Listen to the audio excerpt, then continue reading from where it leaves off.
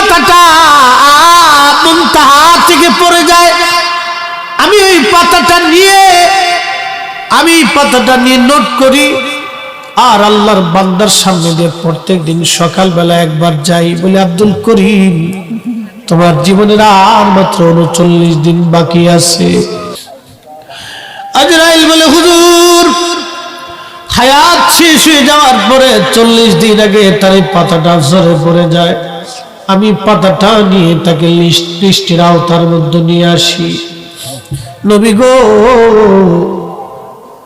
আল্লাহর বান্দার সামনে আমি সকালবেলা একবার যাই, যাওয়ার পরে বলি রহিম জীবনের সময় শেষ হয়ে গেছে, আর 39 দিন সময় আছে, তুমি এখনো হাসো, এখনো তুমি আনন্দ করো, এখনো তুমি নামাজে আসো নাই, এখনো তুমি জিকিরে বসো নাই, এখনো তুমি মাহফিলে আসো নাই, এখনো তুমি নবীর দুরূদ মিলাদে বসো নাই, এখনো দুআর ভিতরে আল্লাহর কাছে ইস্তিগফার করো নাই, এখনো তুমি ক্ষমা চাও নাই, এখনো তুমি তওবা করো নাই রে রহিম, তোমার আরো 39 দিন বাকি আছে। নবীজি বিকেল বেলা আবার আমি যাই, ওই রহিম বান্দার সামনে দিয়ে আব্দুর রহিমের সামনে দিয়ে যাই, আর বলি রহিম রে 39 দিন বাকি আছে তোমার। আবার পরের দিন আবার যাই, সকালবেলা সতর্ক করি, বিকেল বেলা সতর্ক করি, আবার ওই রাস্তা দিয়ে আবার যাই, পরের দিন আবার যাই, এইভাবে প্রত্যেক দিন আসা যাওয়া করি। যত দিন কমে আমি তাকে সতর্ক করি, গো নবী যার ভাগ্য বুলন্দ এই উম্মত আপনার সতর্ক হয়ে যায়, যার বদনসিব সে সতর্ক হয় না, সে তখনও সুদের কারবারি করে, তখনও ঘুষের কারবারি করে, তখনও সে হারামের কারবারি করে, তখনও হারামের জিন্দেগি করে, আর একজনের জমি মেরে দিয়ে টাকা মেরে দিয়ে কোটি কোটি টাকার মালিক হওয়ার বাসনা করে। হুজুর তখনও তার মরণের সময় ঘনে আসে, যখন 39 দিন পার হয়ে যায়, 40 দিন আগামীকাল মরণ হবে,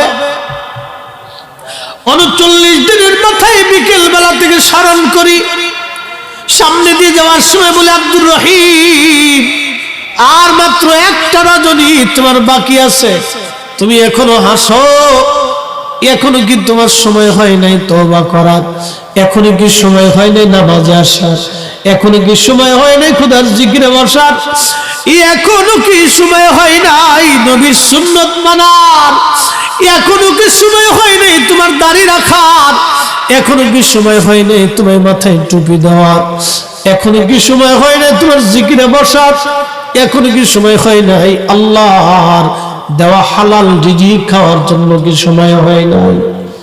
ইয়া নবী আল্লাহ, আমি প্রত্যেক দিন 39 দিন পর্যন্ত তাকে সতর্ক করি নবী গো, তারপরে 40 দিনের মাথায় আমি আজরাইল আলাইহিস সালাম তার জান কবজ করি।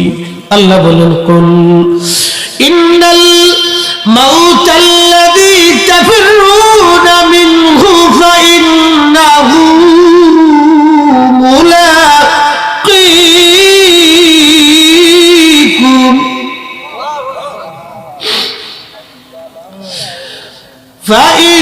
ফাইন্নাহু মুলাকীকুম সুম্মা তুরাদ্দুনা ইলা আলিমিল গায়বি ওয়াশ শাহাদা।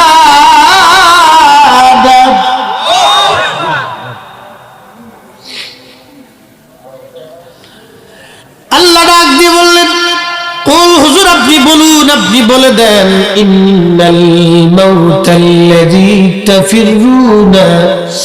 তাফিরুনা মিনহু ফাইন্নাহু মুলাকীকুম, তোমাদের সাথে হাবিব আপনি বলুন নিশ্চয়ই মরণ তোমাদের সাথে মুলাকাত করবে, তুমি যেখানেই থাকো না কেন, যদি মহাশূন্যে চলে যাও তাও মুলাকাত হবে। আল্লাহু আকবার বলা যাবে না? যদি মহাশূন্যে চলে যাও তাও মুলাকাত হবে, যদি আসমানে যাও তাও মুলাকাত হবে, জমিনের নিচে গভীরেও যদি যাও তাও মুলাকাত হবে, পাহাড়ের গুহার ভিতরে যদি যাও তাও মুলাকাত হবে, কোটি কোটি সৈন্য তোমাকে ঘিরে রাখবে তাও মুলাকাত হবে, সমুদ্রের গভীরে যদি যাও পালাইতে তাও মুলাকাত হবে। এই মরণ তোমার সাথে মুলাকাত করবে, এই মৃত্যু তোমাকে দুনিয়া থেকে তোমাকে জুদা করে কবরে নিয়ে চলে যাবে। আল্লাহ বলেন তোমাকে তার কাছে নিয়ে যাওয়া হবে, ইলা আলিমিল গায়ব, যিনি গায়েবের মালিক, আলিমুল গায়ব, গায়েবের মালিক, ওয়াস শাহাদাত, এবং যিনি প্রত্যক্ষ প্রকাশ্য সব দেখেন, অদৃশ্যও দেখেন প্রকাশ্যও দেখেন, তিনি কে? জোরে বলেন কে? তাহলে আল্লাহর কাছেই ফিরে যাওয়া লাগবে, কথা ঠিক কিনা? ইন্না, মানুষ মরে যাওয়ার পরে আমরা একটা শব্দ করি, ইন্না লিল্লাহি ওয়া ইন্না ইলাইহি রাজিউন। আল্লাহ বলতেছেন, এ বান্দা তুমি শোনো, কবরে যে তুমি যাবা, কবরে তোমাকে নিয়ে যাওয়া হবে, মরণ তোমার আসবে, তুমি আল্লাহর কাছে ফিরে যাবে, কি নিবে? ফায়ুনাব্বিউকুম বিমা কুনতুম তা'মালুন।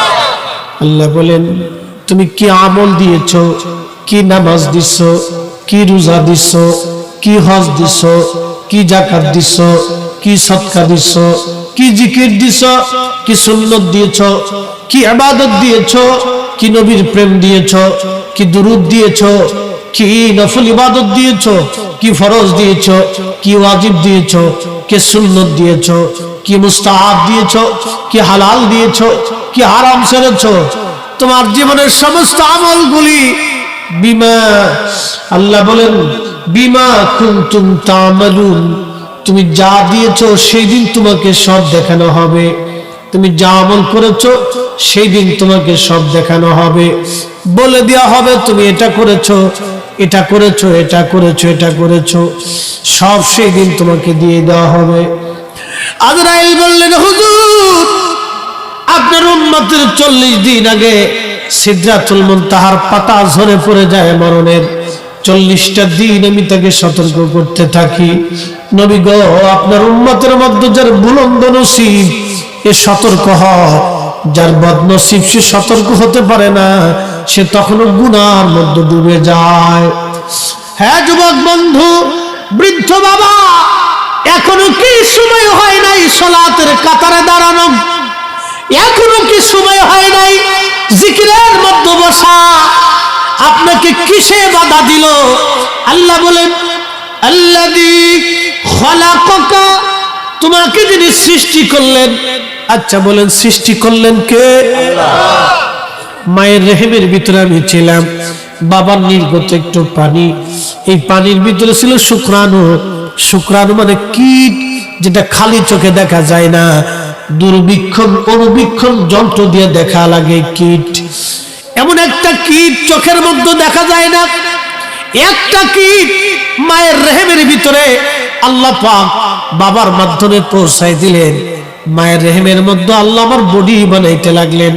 আল্লাহ বলেন, আল্লাযী খালাকাকা ফাসাওয়াকা ফাআদালাক। ওই কীট থেকে, ওই শুক্রাণু থেকে, ওই ভ্রণ থেকে আমি আল্লাহ পাক তোমাকে মায়ের রেহেমের ভিতরে গঠন করতে লাগলাম। তোমার চোখ ছিল না, আমি আল্লাহ চোখ দিলাম, নাক ছিল না, নাক দিলাম, জিহ্বা ছিল না, জিহ্বা দিলাম, মাথা ছিল না, মাথা দিলাম, হাত ছিল না, তাও দিলাম, আঙ্গুলগুলি দিলাম, পা দিলাম, পেট দিলাম, নাভি দিলাম।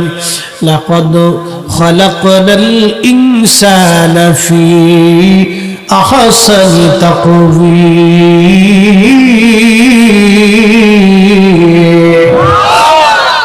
ওই মায়ের রেহেমের ভিতরে তোমার পানির প্রয়োজন ছিল, আমি আল্লাহ তাও দিলাম। তোমার অক্সিজেনের প্রয়োজন ছিল, আমি আল্লাহ তাও দিলাম। তোমার খাবারের প্রয়োজন ছিল আমি আল্লাহ তাও দিলাম, তোমার রক্ত দরকার আমি মায়ের নাভির মাধ্যমে এটা সেট করে দিলাম, তোমার খাদ্যের দরকার, পুষ্টির দরকার, হৃষ্টপুষ্ট হওয়া লাগবে, মায়ের নাভির সাথে আমি আল্লাহ এটাকে তোমার সাথে ফিট করে দিলাম। একসাথে জোরে বলা যাবে কি আল্লাহু আকবার? আচ্ছা বলেন, পৃথিবীর কোন বিজ্ঞানীর পক্ষে কি সম্ভব হবে? না। পৃথিবীর সমস্ত জ্ঞান বিজ্ঞান এক জায়গা হলেও সম্ভব হবে না। আল্লাহ বলেন তোমার যা যা প্রয়োজন আছে আমি মায়ের পেটের মধ্যে সব কিছু দিতে লাগলাম, আমি আল্লাহ সব কিছু দিতে লাগলাম, বাড়াইতে লাগলাম, তোমার যা যা প্রয়োজন আমি আল্লাহ সব দিলাম। আল্লাহ বলেন আল্লাযী খালাকাকা ফাসাওয়াকা ফাআদালাকা ফি আই সূরাতিন মা শাআ রাক্কাবাক। আমি আল্লাহ যেইভাবে চাইলাম সেইভাবে তোমাকে সুরত আমি আল্লাহ দিলাম, চেহারা দিলাম, সৌন্দর্য দিলাম। একবার জোরে বলা যাবে কি সুবহানাল্লাহ? মাধবপুরের মুসলমান, এই মাধবপুরে হাজার হাজার মুসলমান আছে, মানুষ আছে, হিন্দু বৌদ্ধ খ্রিস্টান মুসলমান। আচ্ছা বলেন কারো চেহারার সাথে চেহারার মিল আছে? এই যে আপনারা মাহফিলের যতগুলি মানুষ আছেন বলেন তো কারো হাতের সাথে কারো হাতের মিল আছে? কারো নাকের সাথে নাকের মিল নাই, কানের সাথে কানের মিল নাই, চেহারার সাথে কারো চেহারার মিল নাই, কারো চুলের সাথে চুলের মিল নাই, কারো বডির সাথে কোনো বডির মিল হয় না, কারো ত্বকের সাথে কারো ত্বকের মিল নাই। মিলিয়ে দেখেন কারো ত্বকের সাথে কারো ত্বকের মিল নেই। আল্লাহ বলেন ফি আই সূরাতিন মা শাআ রাক্কাবাক কাল্লা বাল তুকাযিবুনা বিদ্দীন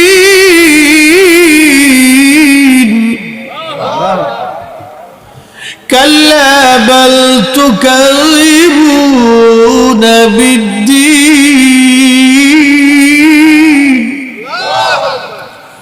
আল্লাহ বলেন হে বান্দা কিসে তোমাকে ফিরাইলো? আমি আল্লাহর দিন থেকে। সুবহানাল্লাহ বলা যাবে না? কে তোমাকে ফিরাইলো? হ্যাঁ তুমি ফিরলা কেন? চলে গেলা কেন? মিথ্যা প্রতিপন্ন করছো কেন? অস্বীকার করছো কেন? কে তোমাকে আমি আল্লাহ থেকে জুদা করলো? কে আমাকে তোমাকে অস্বীকার করাইতে তোমাকে শিক্ষা দিল? কে আমি আল্লাহ থেকে তোমাকে জুদা করে দিল? অথচ আমি তোমাকে সৃষ্টি করেছি, সুবিন্যস্ত করেছি, তোমার যা যা প্রয়োজন ছিল আমি আল্লাহ তাই দিয়েছি। হে মুসলমান, সেজদা মালিককে দিতে হবে। হ্যাঁ নবীর উম্মত খুব মনোযোগ দিয়ে হাবিবে কিবরিয়া রাহমাতুল লিল আলামিন কে আল্লাহ ইজ্জতি মর্তবা আল্লাহ দিয়েছেন। বাজান এই জন্য মানুষের ইন্তেকালের পরে আপনারা কবরস্থ করে তাড়াতাড়ি করে চলে আসেন, শুধু বলেন চলে যাও চলে যাও তাড়াতাড়ি যাও, কিন্তু না, আমাদের কি করা লাগবে?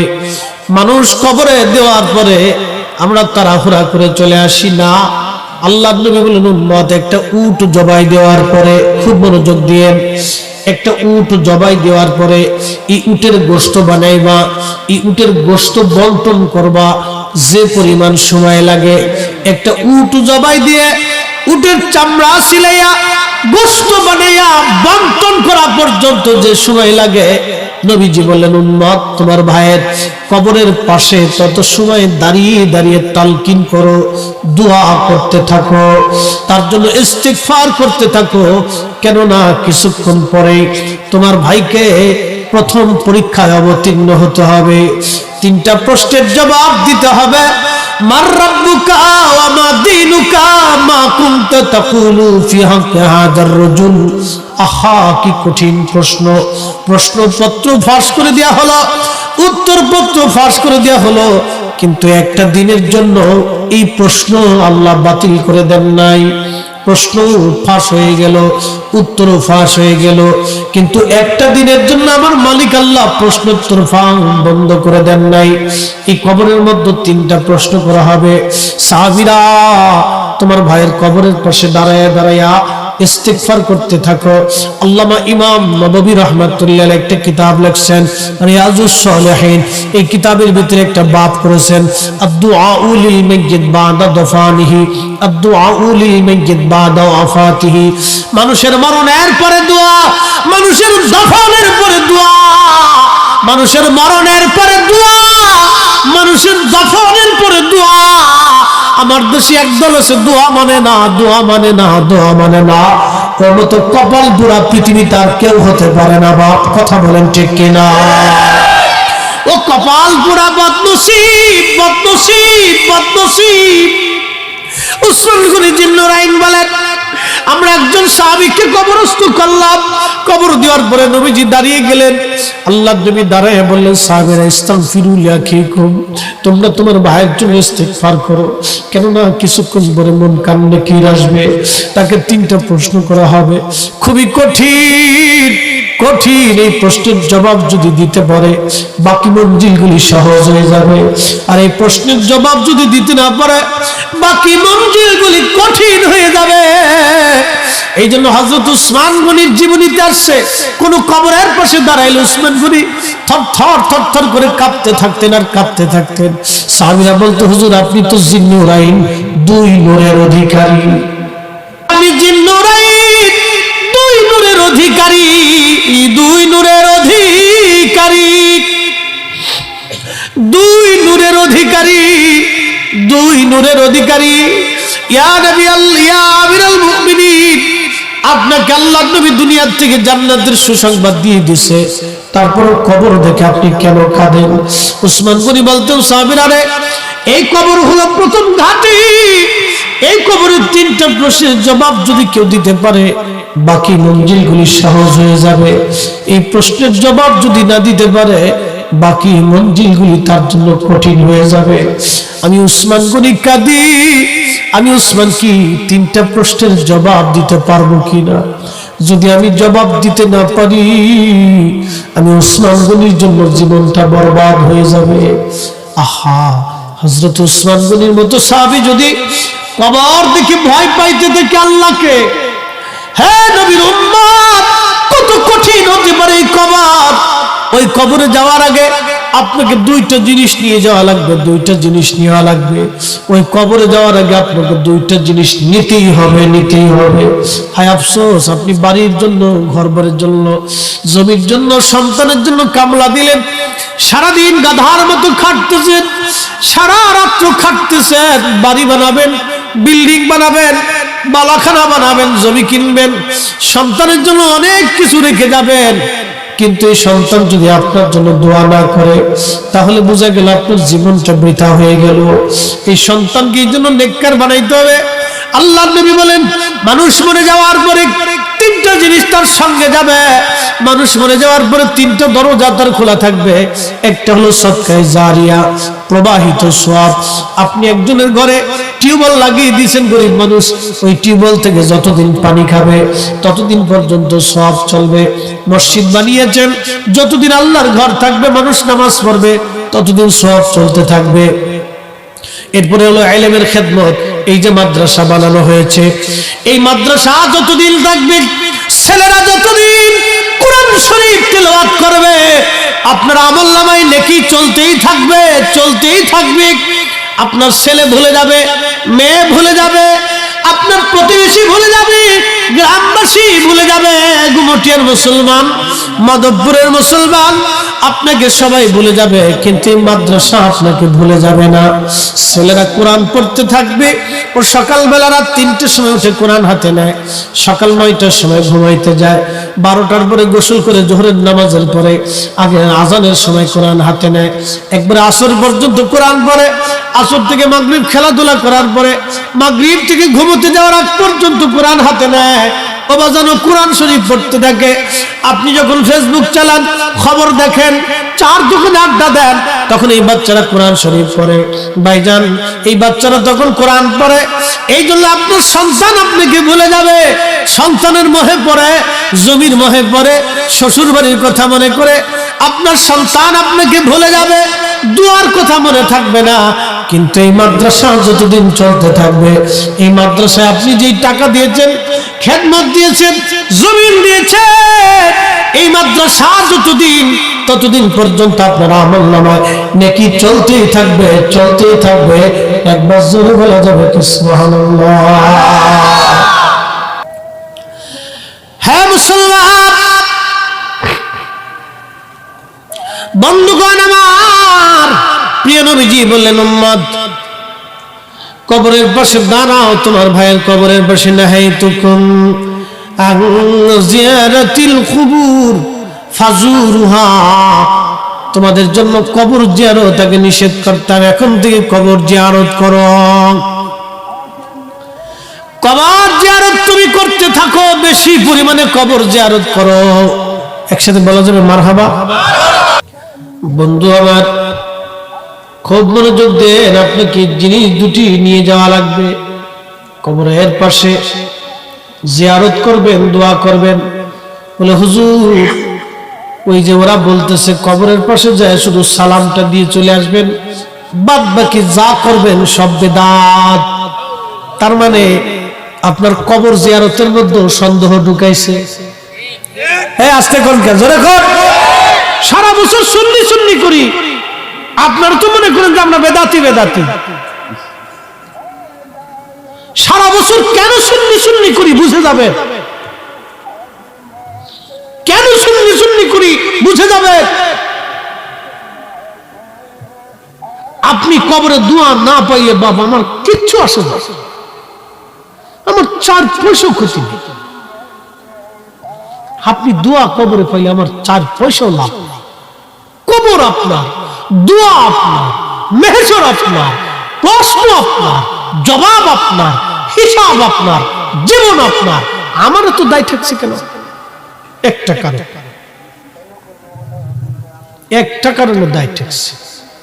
আল্লাহ পাক বলেন খায়রা উম্মাহ, তোমাদেরকে সর্বশ্রেষ্ঠত্ব দিয়েছি। উখরিজাত লিন-নাস, মানুষের জন্য তোমাদেরকে পাঠিয়েছি। তা'মুরুনা বিল মারুফ, মানুষকে ভালো কাজের দিকে ফিরাই নিয়ে আসবে। আল্লাহ আমাদেরকে একটা দায়িত্ব দিয়েছে, ভালো কাজের দিকে মানুষকে ডেকে আনার জন্য। এই দায়িত্বটার কারণে আমরা আপনাদের কাছে অনুনয় বিনয় করি, বারবার অনুনয় বিনয় করি, বারবার করি। আপনার ছেলে দোয়া করবে কি করবে সেটা আপনি বুঝবেন, আমারও তো দায় থাকছে কেন? আল্লাহর দরবারে কেউ দোয়া করলেও আল্লাহর কিছু যায় আসে না, না করলেও আল্লাহর কোনো কিচ্ছু যায় আসে না। কি কথা বলেন ঠিক কিনা? আল্লাহকে আমাদের কাছে ঠেকা, আল্লাহ রসুলকে আমাদের কাছে ঠেকা। হ্যাঁ কথা বলেন না কেন? ঠেকা। আমরা সবাই আল্লাহ তার রসুলের কাছে ঠেকা।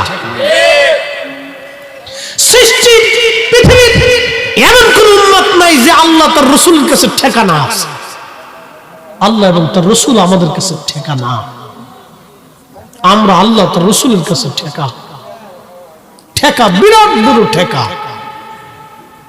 অনেক বড় ঠেকা।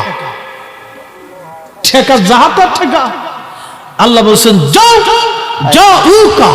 আমার রসুলের বারগাহে যেতে হবে যদি তওবা মাফ করতে, ক্ষমা কবুল করাইতে চাও।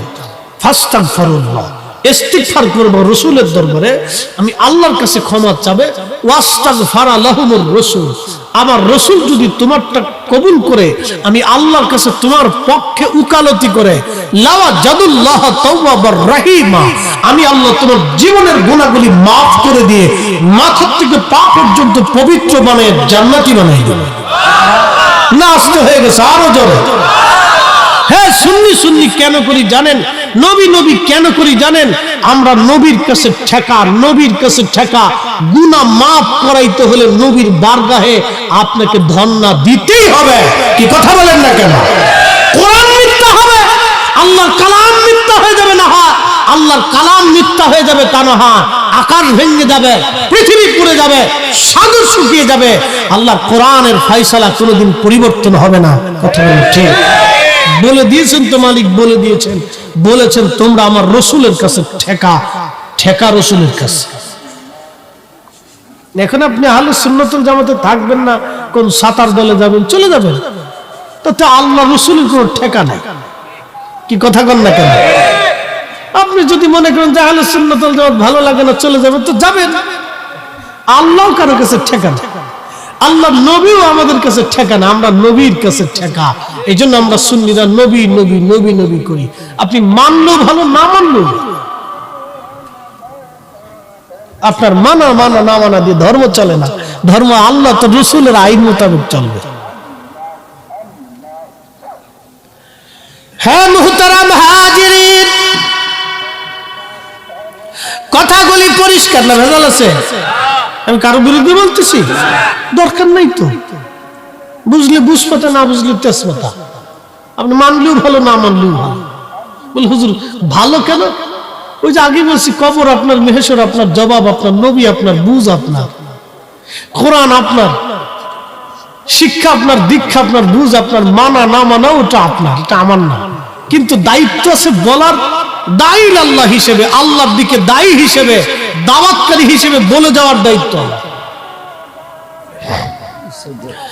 হ্যাঁ ভাইরা আমার, আমি লম্বা সময় দিতে পারবো না। আমার পরে হুজুর আসবেন ঠান্ডা প্রচন্ড মাদ্রাসায়। মোহতারাম উপস্থিতি, খুব ভালো করে মনোযোগ দিয়ে যান। আমি সময় ওয়াজে নষ্ট করি না, কারণ এত সময় আমার হাতে নাই যে আমি ওয়াজের সময় নষ্ট করে দিয়ে দিব। আজকে সারাদিনে মাত্র 3 ঘন্টা ঘুমিয়েছি, টাইম পাই নাই। খুব মনোযোগ দিয়ে আপনাদের মাহফিল ছিল, আবার ভৈরবে চলে যাব। কালকে 2টা, আল্লাহ 30 দিন 2টা করে মাহফিল।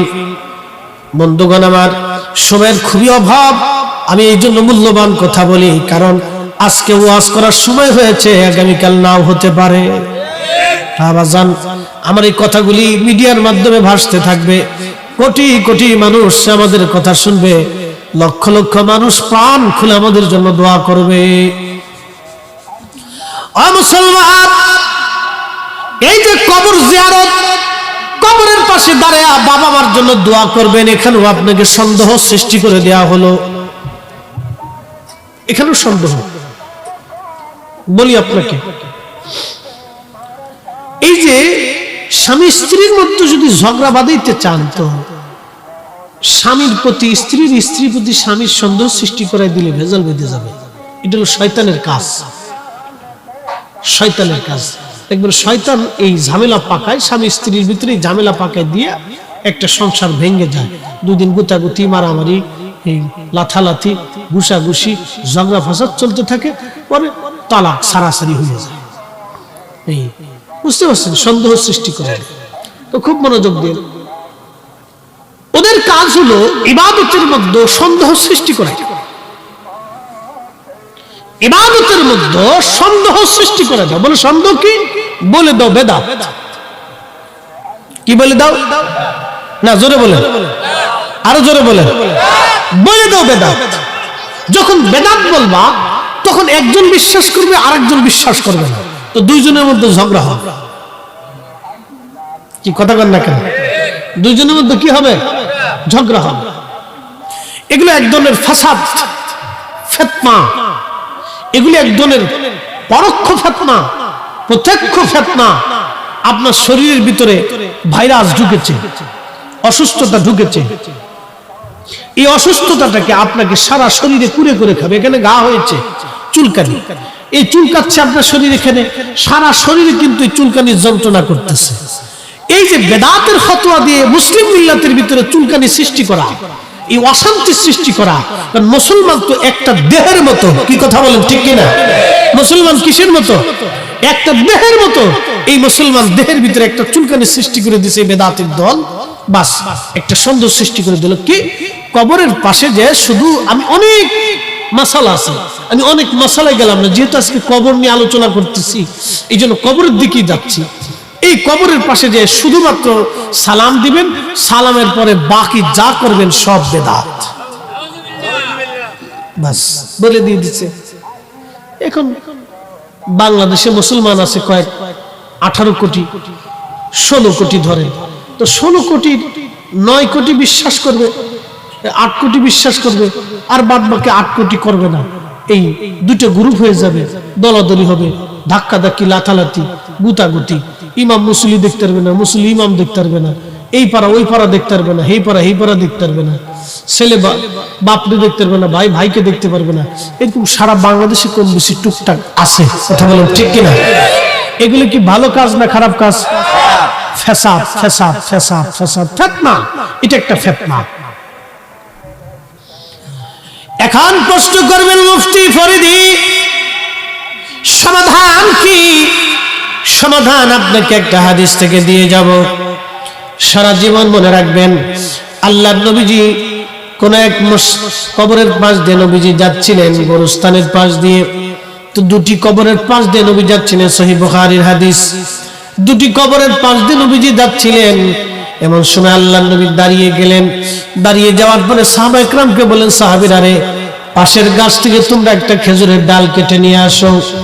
পাশের গাছ থেকে একটি খেজুরের ডাল কেটে নিয়ে আসা হলো। ওই ডালটা কেটে আনার পরে আল্লাহর নবী ডালটাকে দুইটা টুকরা করলেন। দুইটা টুকরা করে দুইটা কবরের মধ্যে আল্লাহর নবী গেড়ে দিলেন। গেড়ে দেওয়ার পরে সাহাবায়ে কেরাম আশ্চর্য হয়ে গেলেন, কি ব্যাপার ইয়া নবী আল্লাহ, জীবনে কোনোদিন এরকম দেখি নাই। আপনি দুইটা খেজুরের ডাল, দুইটা খেজুরের ডাল দুইটা কবরে গেড়ে দিলেন, কারণ কি ইয়া নবী আল্লাহ? বিষয়টা তো বুঝলাম না। আল্লাহর নবী ডাক দেয়া বলেন, সাহাবীরা রে, এই দুই কবরের মধ্যে কঠিন আযাব হয়। একবার জোরে বলা যাবে কি সুবহানাল্লাহ? কি হয়? কোন জায়গা? মাসালা বলে দিয়ে যাচ্ছি, আযাব কোন জায়গা হয়? নবী কোন জায়গা? কথা বল না কেন? নবী দুনিয়াতে, আযাব হয় কবরে। যে নবী দুনিয়ার থেকে দাঁড়িয়ে কবরের আযাব দেখতে পারে, সে নবী মদিনার থেকে আজকের মাহফিলও দেখতে পারে। এখন আপনি মানলেও ভালো, না মানলেও ভালো। আপনার মানা না মানা দিয়ে তো আর রাসূলের ইজ্জত কমবে না। কি কথা বল না কেন? বরং আমরা ওই যে আগে একটা কথা বলছি, নবী কিন্তু আমাদের কাছে ঠেকা না, আমরা নবীর কাছে ঠেকা। কথা বুঝতেছেন না আপনারা? বুঝে যান, আমার কথা বুঝে যাওয়াটা হলো সবচেয়ে জরুরি। বুঝে যাওয়াটা হলো জরুরি। কেন বারবার আহলে সুন্নাত, আহলে সুন্নাত, আহলে সুন্নাত, আহলে সুন্নাতুল জামাত, আহলে সুন্নাতুল জামাত বলি? কেন বলি? বুঝে যাবে। দলের জন্য বলি না, রাষ্ট্রের জন্য বলি না, ব্যক্তিত্বের জন্য বলি না, নিজের ক্রেডিট বাড়ানোর জন্য বলি না, দল ভারী করার জন্য বলি না। এই আহলে সুন্নাতুল জামাত তো এটা কারো ব্যক্তিগত দল না, এটা আল্লাহর নবীর জামাত, আল্লাহর ওলিদের জামাত, সাহাবায়ে কেরামের জামাত, তাবিঈদের জামাত।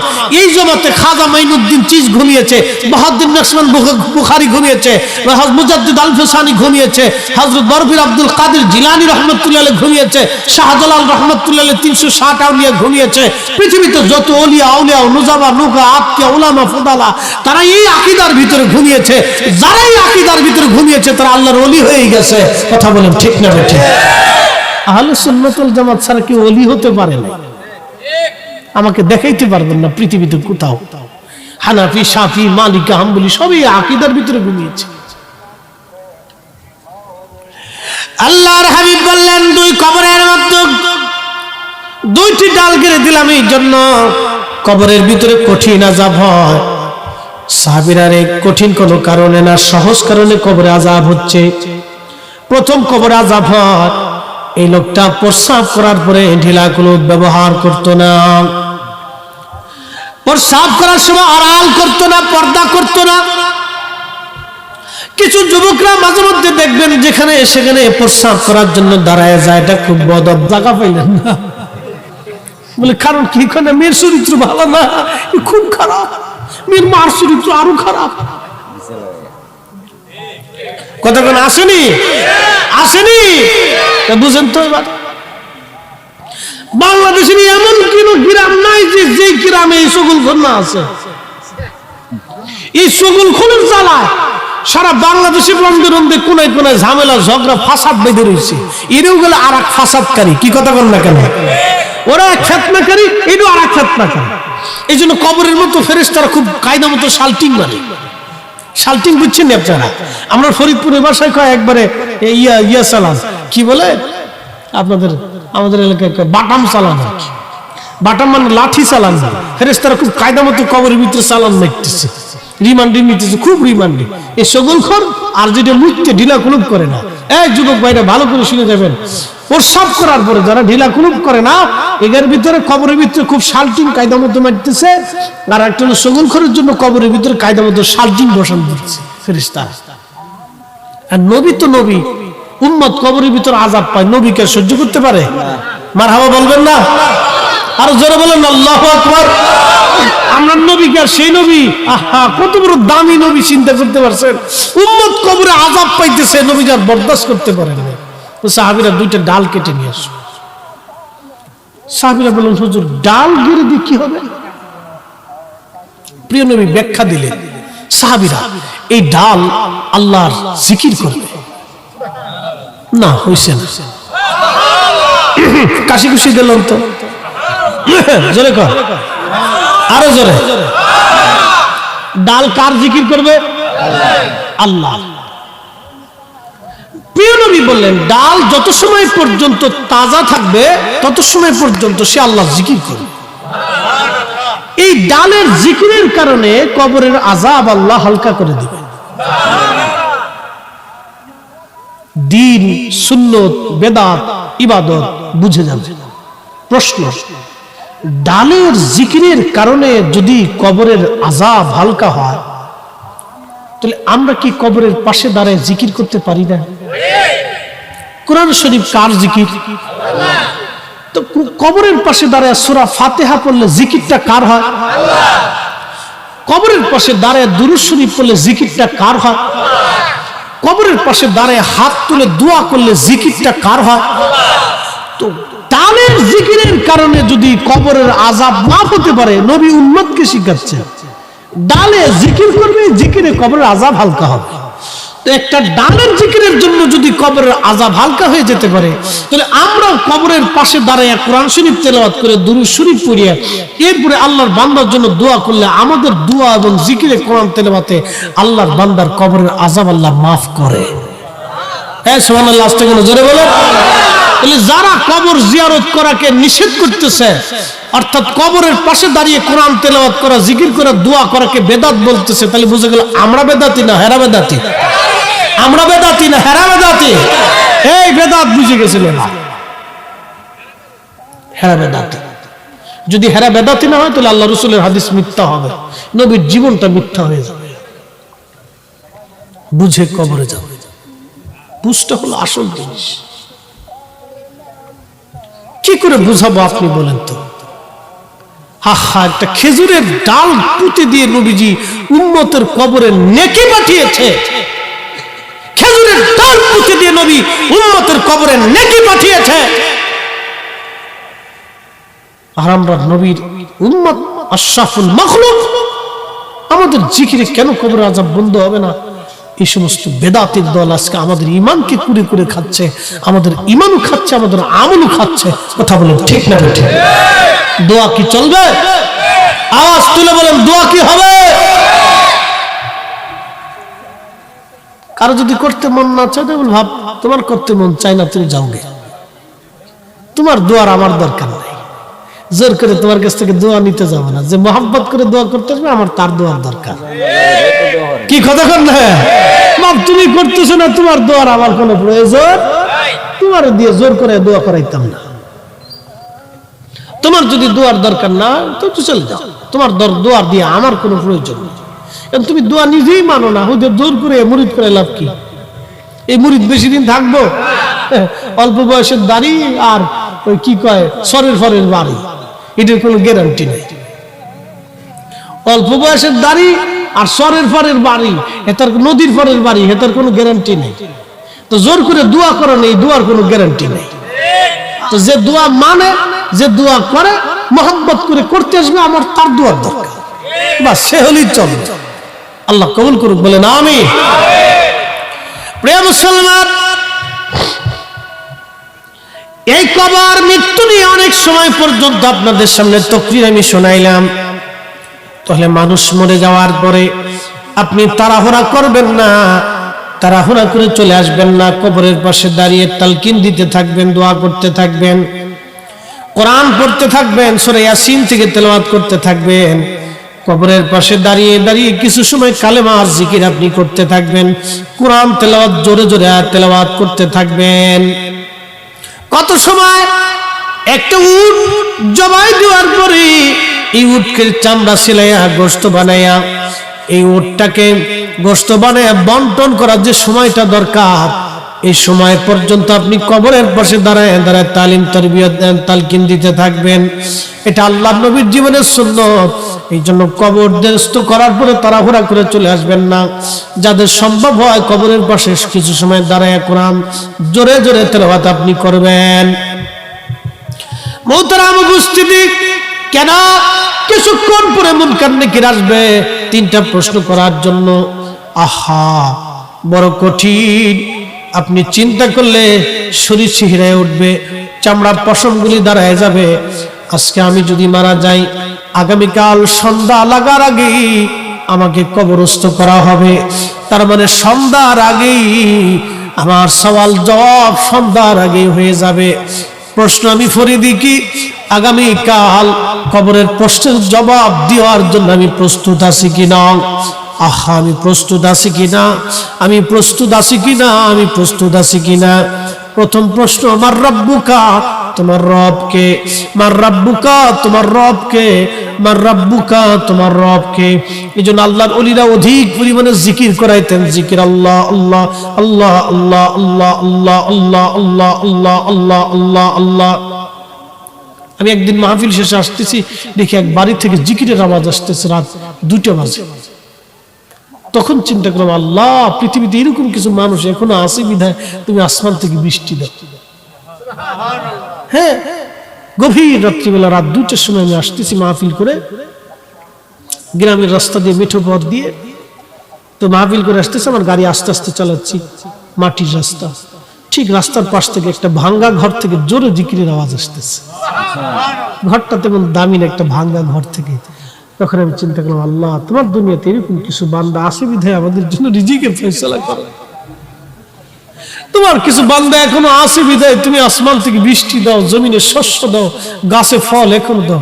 রাত 2টা বাজে, তখন আল্লাহ আল্লাহ আল্লাহ জিকিরের আওয়াজ আসতেছে। হ্যাঁ, আমি তখন চিন্তা করলাম, আল্লাহ, তোমার দুনিয়াতে এখনো অনেক বান্দা আছে এরকম। অধিক পরিমাণে জিকিরের তালিম তালকিন শিক্ষাটা কেন? এজন্যই শিক্ষা হবে, এজন্যই শিক্ষা দেওয়া হবে যে আপনি মরণের সময় যেটা আল্লাহ জিকিরটা ভুলে না যান। আচ্ছা, আপনাদের দেশে যারা বাস চালায়, হেলপারি করে, সিএনজি চালায়, অথবা গাড়ি চালায়, অথবা যে যে কাজ করে, ঘুমায় ঘুমায় কিন্তু সে ওই কাজ করে। কথা ঠিক কিনা?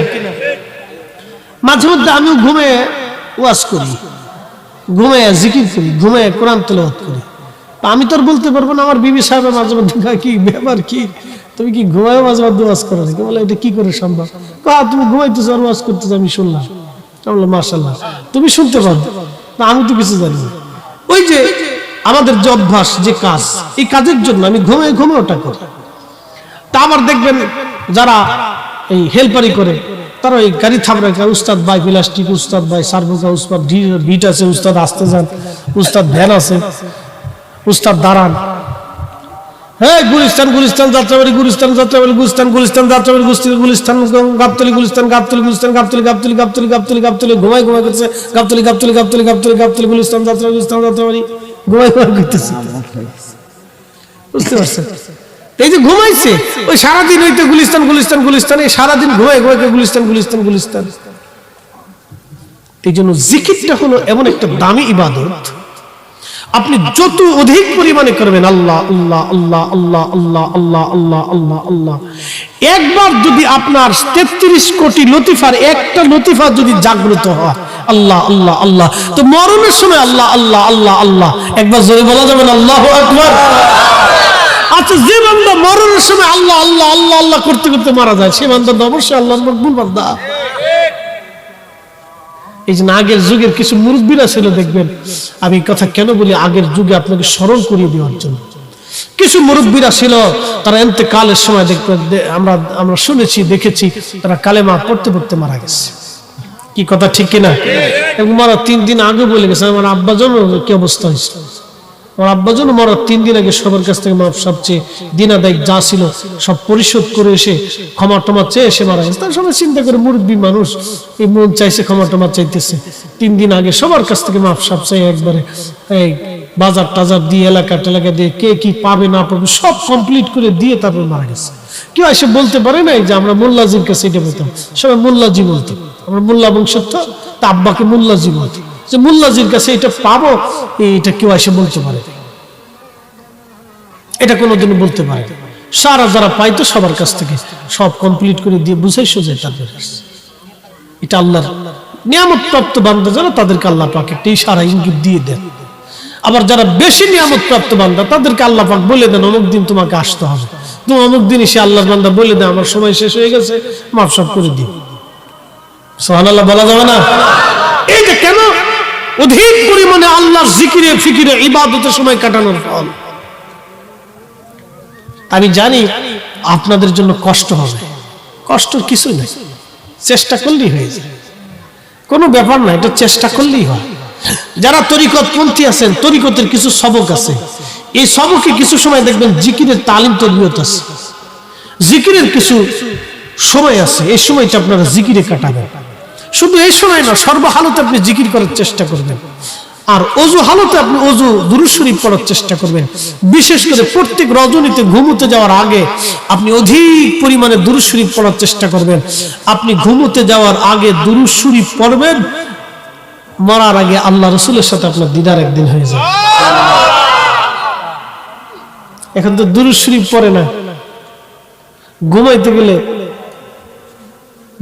গেলে মোবাইল একটা বাজাই দিয়ে গান শুনে, কি কথা কন না কা, গান চালাই দিয়ে গান শুনতেছে, গান শুনতে শুনতে শুনতে শুনতে ঘুমাই পড়ছে। আচ্ছা, গান শুনতে শুনতে বাদ্য গান শুনতে শুনতে শুনতে শুনতে হাবিজাবি শুনতে শুনতে আপনি যে ঘুমাইছেন, তো এই যে ঘুমাইছেন যে, তো এই যে ঘুমাই পড়লেন, তো কি লাভ হলো বলেন তো? আপনি একটা ওয়াজ চালাই দিতে পারতেন, একটু জিকির চালাইতে পারতেন, কোরআন তেলাওয়াত চালাইতে পারতেন, এই চালাই দিয়ে আপনি শুনতে শুনতে শুনতে শুনতে ঘুমান। অনেকে আমার কাছে বলে, হুজুর আপনার ওয়াজ শুনতে শুনতে ঘুমায়। আমি এটা তো ভালো অভ্যাস। হুজুর আপনার ওয়াজ শুনতে শুনতে ঘুমাই, ভালো লাগে। ভালো। অনেকে আইসা আমার কাছে বলছে, হুজুর জীবনে পশ্চিম কোন দিকে এটা চিনতাম না। একদিন এক ভদ্রলোক আসছে পরিবহন সেক্টরে, বলবো না, বেশি পরিচয় দেবো না, পরিবহন সেক্টর তো বুঝেন আপনারা, এটা বাংলাদেশের একটা ডেঞ্জারাস সেক্টর। তো এই পরিবহন সেক্টরে একজন ভালো, তো উনি আমার হাতটা ধরে কেঁদে দিয়ে চোখের পানি ছেড়ে দিয়ে বললো, হুজুর জীবনে এমন কোনো খারাপ কাজ নাই আমি না করছি। বললো, হুজুর জীবনে এমন কোনো খারাপ গুনাহের কাজ নাই আমি জীবনে না করছি, কিন্তু আপনার ওয়াজ শোনার পর আমি তওবা করে দাড়ি রেখে দিয়ে আমি ভালো হয়ে গেছি, আজকে আমি এক ওয়াক্ত নামাজ কাজা করি না। আমি বললাম, আলহামদুলিল্লাহ, আমার জীবনের হয়তো কিছু সার্থকতা আছে। আমি বললাম, আপনি তো 5 ওয়াক্ত নামাজ পড়েন, তওবা ইখলাস করলেন, আল্লাহ আপনাকে মাফ করে দিছে, আমার কি হবে আল্লাহ জানে। তওবা তওবা, আপনি আল্লাহর দিকে ফিরে আসতে দেরি হবে, আল্লাহ মাফ করতে দেরি করে না। আর একটু জোরে বলবেন কি সুবহানাল্লাহ। আল্লাহর নবী বলেন, এক সাহাবী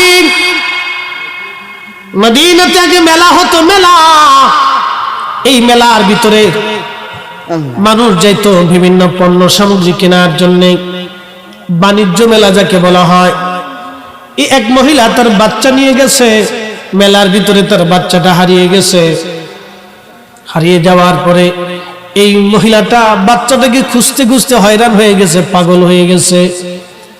যখন এই মহিলা তার বাচ্চা খুঁজে পাইল, বাচ্চা খুঁজে পাওয়ার পরে এই মহিলা রাব্বেন এই বাচ্চাটাকে জড়িয়ে ধরে কাঁদতে লাগলো। আল্লাহ রাব্বুল আলামিনের হাবিব বললেন, ও সাহাবীরা, এই বাচ্চাটাকে নিয়ে মহিলা কি জন্য কাঁদে তো বলো তো। বলে, হুজুর বাচ্চাটা হারিয়ে গিয়েছিল, মা বাচ্চাটাকে খুঁজে পাওয়ার আনন্দে বাচ্চাটাকে কোলের ভিতরে নিয়ে মা খুশির আনন্দে মা কেঁদে ফেলেছে। সাহাবীরা কি দুঃখের কান্না না খুশির কান্না? বলে, ইয়া রাসূলুল্লাহ, এটা তো খুশির কান্না, এটা দুঃখের কান্না না। আল্লাহর নবী ডাক দেয়া বলে, সাহাবীরা শোনো গো, শোনো গো, শোনো গো, আল্লাহ পাক দয়া ভালোবাসা মায়াটাকে 100 ভাগে আল্লাহ ভাগ করে 1 ভাগ তামাম সৃষ্টির মধ্যে আল্লাহ বন্টন করে দিলেন। এই মায়ের কলিজার ভিতরে কিঞ্চিত, ওই 1টা ভাগের কিঞ্চিত পরিমাণ ভালোবাসা এই মায়ের কলিজার ভিতরে আমার আল্লাহ সন্তানের প্রতি দেওয়াতে মা সন্তান হারিয়ে পাওয়ার পরে খুশি রাতে সহ্যে মা কেঁদে ফেলে দিয়েছে সন্তানকে বুকে নিয়ে। সাহাবী বাকি 99টা দয়া আল্লাহ নিজের কাছে জমা রেখেছেন। সাহাবীরা রে, আল্লাহর কোন বান্দা যখন গুনাহ করার পরে তওবা করে আল্লাহর দিকে ফিরে আসে, আল্লাহর কাছে তওবা করে চোখের পানি ছেড়ে দেয়, আল্লাহর নবী ডাক দেয় বলেন, সাহাবী আমার এই বান্দার জীবনের গুনাহ মাফ করতে, রহমতের কোলে টান দিয়ে নিয়ে ক্ষমা করতে আমার আল্লাহ দেরি করে না। আর জোরে বলেন আল্লাহু আকবার। তাহলে কি দোয়া হবে? ক্ষমাটা দোয়ার ভিতরে বেশি চায়। আল্লাহ ভুল হয়ে গেছে, আল্লাহ ভুল হয়ে গেছে, আল্লাহ ভুল হয়ে গেছে। শয়তান এসে বলবে বেদাত, আপনি বলবেন আল্লাহ ভুল হয়ে গেছে। আজাজিল এসে বলবে বেদাত। তো টুপি মাথায় দিয়েও আজাজিল আছে, জুব্বা গায়ে দিয়েও আজাজিল আছে, ঢাকনা মুড়ি দিয়েও আজাজিল আছে, বড় দাড়িওয়ালাও আজাজিল আছে। এরকম আজাজিল দেশে বহু আছে। সে বলবে বেদাত। আপনি যখন বলবেন ইয়া রব আপনি আমাকে মাফ করে দেন, আমার ভুল হয়ে গেছে, আজাদিল এসে আপনাকে বলবেন বেদাত হয়ে গেছে, খুব গুনার কাজ করে বলছেন। আপনাকে ভয় দেখাবে, আপনার ইবাদতের ভিতর সন্দেহ সৃষ্টি করে দিবে, আপনাকে ভয় দেখাবে। সাবধান করে বলে দিয়ে যাচ্ছি, হ্যাঁ নবীর উম্মত, যতদিন পর্যন্ত পৃথিবীতে বেঁচে থাকবেন ততদিন পর্যন্ত আপনাকে ইস্তিগফার করতে হলে আল্লাহর দরবারে মিনতির হাতে ভিখারির বেশে হাত তুলতেই হবে। কথা বলেন ঠিক না ঠিক? হাত তুলতে হবে, হাত তুলে তুলে রবের দরবারে কাঁদতে থাকবে। মুহতারাম, আল্লাহ কত বড় দয়াবান, কত বড় মেহেরবান আমার মালিক, আমার আল্লাহ। আপনি ক্ষমা চাইতে দেরি হবে, আল্লাহ মাফ করতে দেরি করেন, আল্লাহ মাফ করতে দেরি করেন। قل يا عبادي الذين اسرفوا على أنفسهم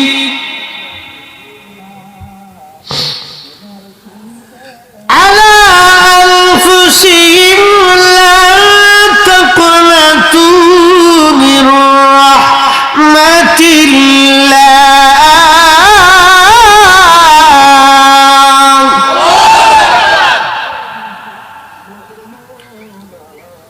قل হুজুর আপনি বলুন, ইয়া ইবাদিয়াল্লাযীনা আসরাফু আলা আনফুসিহিম, হে আমার বান্দা, তুমি যদি তোমার নফসের সাথে জুলুম করো, অনেক গুনাহ অনেক গুনাহ অনেক গুনাহ তুমি যদি করো, চিন্তা করো না কেন, লা তাকনাতু মির রাহমাতিল্লাহ, আমার রহমত থেকে নিরাশ তুমি হও না। ওয়ালা ইয়াগফিরুয যুনুবা জামিআ, তওবা করো না রে মন, তওবা করো না, তওবা না করিলে গুনাহ, তওবা না করিলে গুনাহ মাফ হবে না রে মন, তওবা করো না। আসেন 5টা মিনিট আল্লাহ জিকির করব, কষ্ট হবে, তাহলে জবানটা খুলে দিবেন। জিকির কোনো তাল বাহানা না, এটা দুষ্টুমি না, এটা আল্লাহর জিকির। বাজান আসেন একসঙ্গে জবান খুলে খুলে জিকির করবেন, কারণ জবানের মালিক আল্লাহ। বহু মানুষের জবান আল্লাহ বন্ধ করে দিয়েছেন। একসাথে জবান খুলে আল্লাহ আল্লাহ আল্লাহ আল্লাহ আল্লাহ আল্লাহ আল্লাহ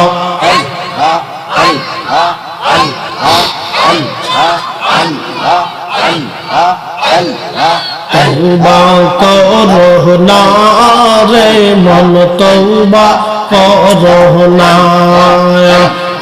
তওবা না করিলে গুনাহ, তওবা না করিলে গুনাহ মাফ হবে না রে মন, তওবা করো না।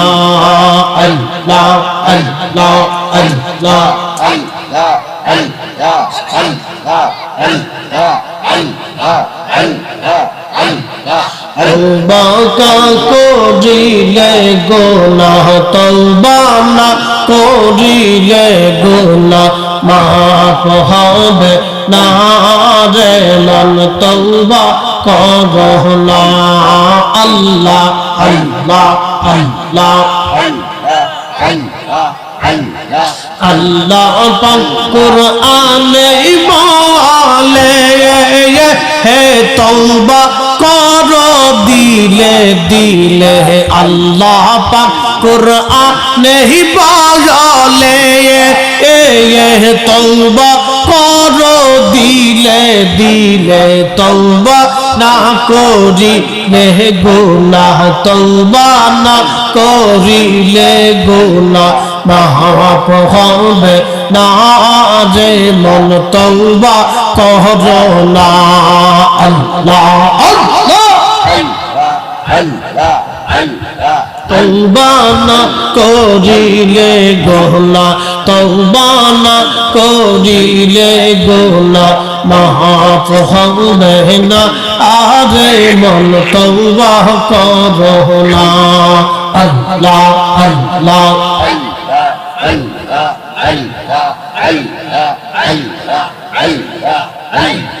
নসুহা তওবা করিল জঙ্গলাই চলিয়া গেল আল্লাহর পিয়ারা হইল আল্লাহর পিয়ারা হইল ভেবে দেখো না রে মন তওবা করো না আল্লাহ আল্লাহ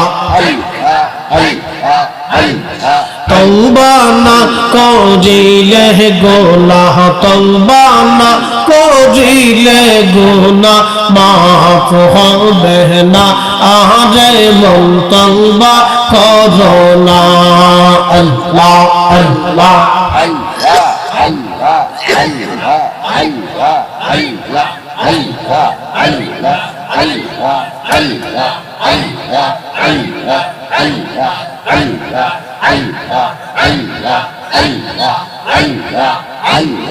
আল্লাহু আল্লাহু রে বল আল্লাহ করো জপনা আল্লাহর জিকির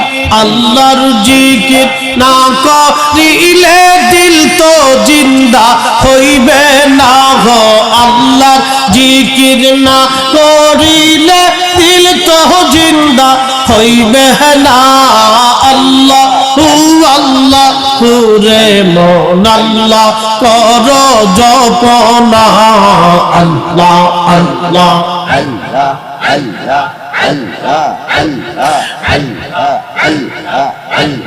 গাছবি বৃক্ষ তরুলতা সবুজ গাছের কচি পাতা গাছবি বৃক্ষ তরুলতা সবুজ গাছের কচি পাতা জিকিরে লাইছে মাথা নয়ন খুইলা দেখো না গো জিকিরে লাইছে মাথা নয়ন খুইলা দেখো না আল্লাহ আল্লাহ রে মন আল্লাহ করো জপনা আল্লাহ আল্লাহ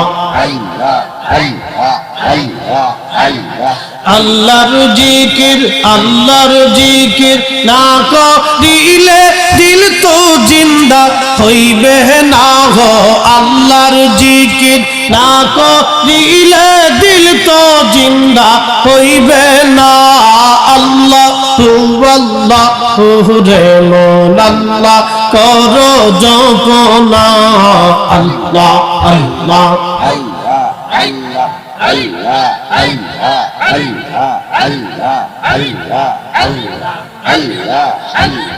আইসো মমে যাইতে হবে বেবি কেন ভাবো না আইসো মমে যাইতে হবে বেবি কেন ভাবো না অদন ফরিদি ভেবে বলে আল্লাহর জিকির সাইরো না গো অদন ফরিদি ভেবে বলে আল্লাহর জিকির সাইরো না আল্লাহু আল্লাহ রে মন আল্লাহ কর জপনা আল্লাহ আল্লাহ আল্লাহ আল্লাহর জিকির না করিলে দিল তো জিন্দা হইবে না হো আল্লাহর জিকির না করিলে দিল তো জিন্দা হইবে না আল্লাহ রে মন আল্লাহ করো জপনা আল্লাহ আল্লাহ আল্লাহ